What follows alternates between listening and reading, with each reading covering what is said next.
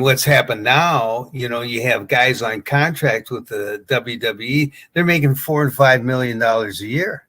No. And not working that much. When Brian Blair and I were there in, let's see, it was 85, 86, 87, 88.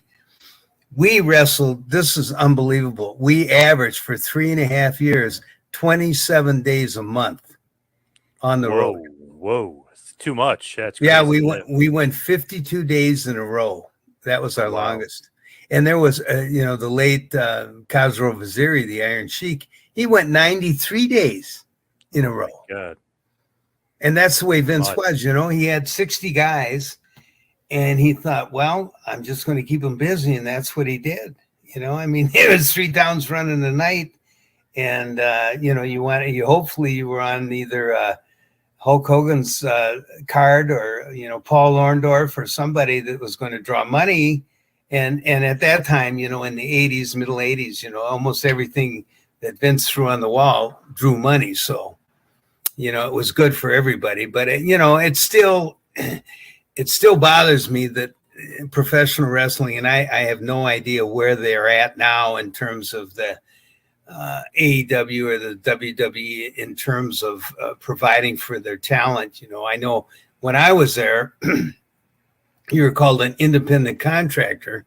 Yep. And that meant that you had to pay your own taxes, you had your own hospitalization, your own, insurance, and all they did was pay you, and we were, it's funny because I had a couple friends of mine that were lawyers, and they looked at the contract that Vince said, and one of my lawyers, who was an NFL linebacker and wound up being a hell of a lawyer, told me, he says, Jimmy, he says, don't sign this contract. He says, you're nothing more than an indentured slave. Wow. Not good. Not good. No, not good. But hey, if you want to wrestle, what else are you going to do? Right, because he'll just get the next guy who will just take your place in 2 seconds. Exactly. And Vince fired me 3 times, and a couple times it was I'm sure because he didn't like my political stance in terms of where I was with, the active body wrestlers per se against, the office, because I wanted, a better representation. I thought, if you say, for instance, you got hurt in a match and had to have 20, 30 stitches, you had to pay for that yourself. They didn't pay it for you, and you tried to give them the bill, they wouldn't pay it. You're an independent contractor, and and I remember our original contract with Vince said that the talent was going to get 25% of outside revenue, 25% of the gross outside revenue. So that was dolls and stuff like that wasn't, in with the WWE. So Brian and I actually sued Vince after we got done working for him. And we found out through our lawyer, through all this paperwork, instead of 25% of the gross, he paid us 8% of the net. Oh my God. Wow.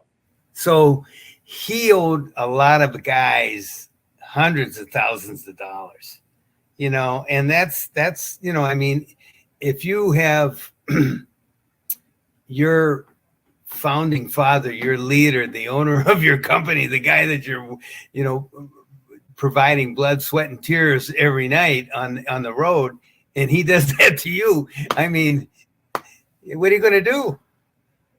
Yeah, not good at all. Hey, is that why you're not in the Hall of Fame? Is that why the Killer Bee is not in the Hall of Fame? Because of the lawsuit? They've got guys in the Hall of Fame that,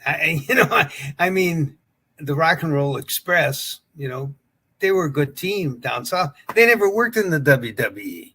Thank you for watching the Hannibal TV. Please like this video if you enjoyed it and click the subscribe button to not miss any of our latest shoot interviews,